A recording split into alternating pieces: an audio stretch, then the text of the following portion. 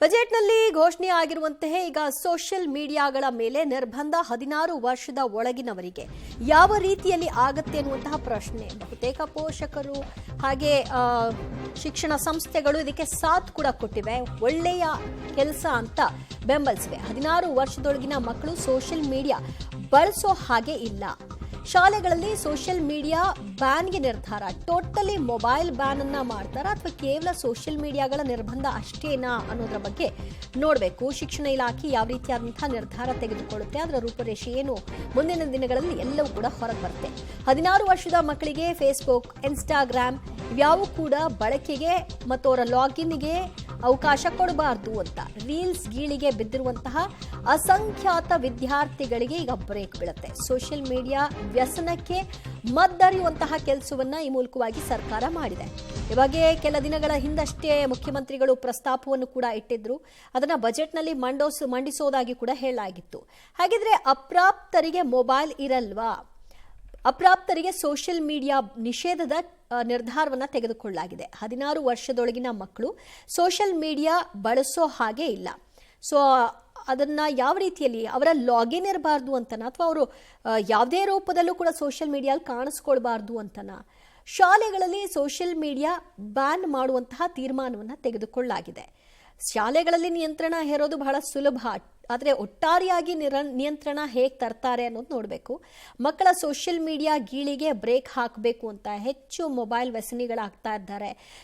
Social ಮೀಡಿಯಾದಿಂದಾಗಿ ಮಕ್ಕಳ ಮೇಲೆ ಹೆಚ್ಚು ಪರಿಣಾಮಗಳಾಗ್ತಾ ಇದೆ. ಇದರಿಂದಾಗಿ ಮಕ್ಕಳ ಮಾನಸಿಕ ಬೆಳವಣಿಗೆಗೂ ಕೂಡ ಇದ್ ರೀತಿ ಒಂದು ರೀತಿ ಕುತ್ತನ್ನು ತರ್ತಾ ಇದೆ ಅನ್ನುವಂಥ ಇಂಟೆನ್ಷನಲ್ಲಿ ಫೇಸ್ಬುಕ್ ಹಾಗೂ ಇನ್ಸ್ಟಾಗ್ರಾಮ್ ಅಕೌಂಟ್ಗಳನ್ನು ಬ್ಯಾನ್ ಮಾಡಬೇಕು ಅನ್ನುವಂಥ ತೀರ್ಮಾನವನ್ನು ತೆಗೆದುಕೊಳ್ಳಲಾಗಿದೆ. ರೀಲ್ಸ್ ಗೀಳಿಗೆ ಬಿದ್ದಿರುವಂತಹ ಅಸಂಖ್ಯಾತ ವಿದ್ಯಾರ್ಥಿಗಳನ್ನ ಈ ಮೂಲಕವಾಗಿ ನಿಯಂತ್ರಣಕ್ಕೆ ತರುವಂತಹ ಗುರಿ ಸರ್ಕಾರದ ಆಗಿದೆ. ಬಟ್ ಇದನ್ನ ಕಡಿವಾಣ ಹಾಕೋದಕ್ಕೆ ರಾಜ್ಯ ಸರ್ಕಾರಕ್ಕೆ ಪರಿಪೂರ್ಣವಾದಂತಹ ಹಕ್ಕಿದೆಯಾ ಅನ್ನುವಂತಹ ಪ್ರಶ್ನೆ. ಇದನ್ನ ಕೇಂದ್ರ ಸರ್ಕಾರ ಮಾಡಬೇಕು. ಆ ಮೂಲಕವಾಗಿ ಕೇಂದ್ರದ ಗಮನಕ್ಕೆ ತರಬೇಕು. ತಾವು ಯಾವ ಕಾರಣಕ್ಕಾಗಿ ಇದನ್ನು ಮಾಡ್ತಾ ಇದ್ದೀವಿ ಅನ್ನೋದನ್ನ ಮನದಟ್ಟು ಮಾಡುವ ಕೆಲಸಗಳಾಗಬೇಕು. 16 ವರ್ಷದೊಳಗಿನ ಮಕ್ಕಳಿಗೆ ಸೋಷಿಯಲ್ ಮೀಡಿಯಾ ಬ್ಯಾನ್, ಇದು ಸರ್ಕಾರದ ತೀರ್ಮಾನ ಬಜೆಟ್ನಲ್ಲಿ ಘೋಷಣೆ ಆಗಿದೆ. ಸಾಮಾಜಿಕ ಜಾಲತಾಣ ನಿಷೇಧಕ್ಕೆ ಶಿಕ್ಷಣ ತಜ್ಞರು ವಿರೋಧವನ್ನು ವ್ಯಕ್ತಪಡಿಸ್ತಾ ಇದ್ದಾರೆ. ಹಾಗಾದ್ರೆ ಸರ್ಕಾರದ ನಿರ್ಧಾರಕ್ಕೆ ಶಿಕ್ಷಣ ತಜ್ಞರು ಹೇಳೋದೇನು? ಅವರು ವಿರೋಧ ಮಾಡ್ತಿರೋದ್ ಕಾರಣ ಏನು? ಏಕಾಏಕಿ ಸಾಮಾಜಿಕ ಜಾಲತಾಣ ನಿಷೇಧ ನಿರ್ಧಾರ ಏನಿದೆ ಅದು ಸರಿಯಾದಂತಹ ಕ್ರಮ ಅಲ್ಲ. ಈಗ ಕೋವಿಡ್ ಟೈಮ್ನಲ್ಲೆಲ್ಲ ನಾವು ಸಾಮಾಜಿಕ ಜಾಲತಾಣಗಳ ಮೇಲೆ ಡಿಪೆಂಡ್ ಆಗಿದ್ವಿ. ಮಕ್ಕಳಿಗೆ ಆ ಮೂಲಕವಾಗಿ ಎಜುಕೇಶನ್ ನಾವು ಕೊಡ್ತಾ ಇದ್ದಿದ್ದು. ಆಲ್ ಆಫ್ ಅ ಸಡನ್ ನಾವು ಒಂದು ಪ್ಯಾಟರ್ನ್ ಸೆಟ್ ಆಗಿದ್ದೀವಿ, ದಿಢೀರ್ ನಿಷೇಧ ಅನ್ನೋದು ತಪ್ಪಾಗುತ್ತೆ. ಒಂದಷ್ಟು ನಿಯಮ ಜಾರಿ ಮಾಡಿ ಅನ್ನುವಂಥ ಮನವಿಯನ್ನ ಮಾಡ್ತಾ ಇದ್ದಾರೆ. ಪೋಷಕರಿಗೆ ಜಾಗೃತಿ ಮೂಡಿಸುವ ಕೆಲಸವನ್ನ ಮಾಡಬೇಕಾಗತ್ತೆ. ಹಂತ ಹಂತವಾಗಿ ಇದನ್ನ ತಂದಾಗ ಮಾತ್ರ ಸಕ್ಸಸ್ ಕಾಣಬಹುದು ಅನ್ನೋದು ತಜ್ಞರ ಅಭಿಪ್ರಾಯವಾಗಿದೆ. ಒಟ್ಟಾರೆಯಾಗಿ ಅವರು ಇದನ್ನ ವಿರೋಧ ಮಾಡ್ತಿಲ್ಲ. ಬಟ್ ದಿಢೀರ್ ಅಂತ ನಾವು ತೆಗೆದು ಹಾಕ್ತೀವಿ ಅಂದಾಗ ಅದರ ಮೇಲೆ ಡಿಪೆಂಡ್ ಆಗಿರ್ತಕ್ಕಂಥವರು ಬಹಳ ಸಮಸ್ಯೆಗೆ ಒಳಗಾಗ್ತಾರೆ. ಇದರಿಂದ ಅನುಕೂಲಗಳು ಕೂಡ ಇತ್ತು. ಬರೀ ಅನಾನುಕೂಲಗಳನ್ನು ಗಮನಿಸಿಕೊಂಡು ಅನುಕೂಲಗಳು ಬೇಡ ಅನ್ನೋದಾದ್ರೆ ಹೇಗೆ ಅಂತ ತಜ್ಞರ ಸಲಹೆ ಹೀಗಿದೆ. ಸಾಮಾಜಿಕ ಜಾಲತಾಣ ನಿಷೇಧ ಶಿಕ್ಷಣ ತಜ್ಞರು ವಿರೋಧವನ್ನು ವ್ಯಕ್ತಪಡಿಸ್ತಾ ಇದ್ದಾರೆ. ಅದಕ್ಕೊಂದಷ್ಟು ರೀಸನ್ಸ್ ಕೂಡ ಕೊಡ್ತಾ ಇದ್ದಾರೆ, ಒಂದಷ್ಟು ಸಲಹೆಗಳನ್ನು ಕೂಡ ಕೊಡ್ತಾ ಇದ್ದಾರೆ, ಹೀಗೆ ಮಾಡಬಹುದು ಅಂತ. ಸರ್ಕಾರದ ನಿರ್ಧಾರಕ್ಕೆ ಶಿಕ್ಷಣ ತಜ್ಞರು ಕೊಡ್ತಾ ಇರುವಂತಹ ಸಲಹೆ ಏನು? ಯಾವ ರೂಪದಲ್ಲಿ ಇದನ್ನು ಜಾರಿಗೆ ತರಬೇಕು? ಸಡನ್ ನಿಷೇಧ ಸಾಧ್ಯನಾ ಇಲ್ವಾ ಅನ್ನೋದ್ರ ಬಗ್ಗೆ ಹೇಳಿದ್ದಾರೆ. ಏಕಾಏಕಿ ಜಾಲತಾಣ ನಿಷೇಧ ನಿರ್ಧಾರ ಸರಿಯಾದಂತಹ ಕ್ರಮ ಅಲ್ಲ. ಏನೇ ಮಾಡ್ತೀವಿ ಅಂದ್ರೂ ಕೂಡ ಅದಕ್ಕೊಂದಷ್ಟು ತಯಾರಿಗಳನ್ನ ಮಾಡಿಕೊಳ್ಬೇಕು, ಆ ಮಾರ್ಗವಾಗಿ ಹೋಗಬೇಕು.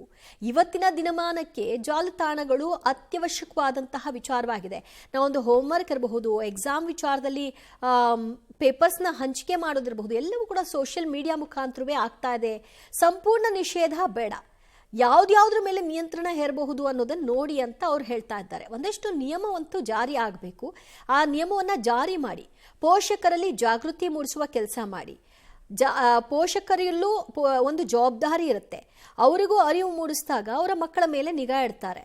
ತಜ್ಞರು ಒಳಗೊಂಡ ಸಮಿತಿಯನ್ನ ರಚನೆ ಮಾಡಿ ಅವ್ರು ಕೊಡುವಂತಹ ಸಲಹೆಗಳ ಆಧಾರದ ಮೇಲೆ ಇದನ್ನು ಹೇಗೆ ನಿಭಾಯಿಸಬಹುದು, ಒಟ್ಟಾರೆಯಾಗಿ ತೆಗೆದು ಹಾಕ್ಬೇಕಾ ಅಥವಾ ಒಂದಷ್ಟು ಮಾರ್ಪಾಡುಗಳನ್ನ ಮಾಡ್ಕೊಳ್ಬೇಕಾ, ಸಾಧಕ ಬಾಧಕವನ್ನ ಗಮನಿಸಿ ನಿರ್ಧಾರವನ್ನ ತೆಗೆದುಕೊಳ್ಳುವುದು ಸೂಕ್ತ ಅಂತ ತಜ್ಞರ ಸಲಹೆ.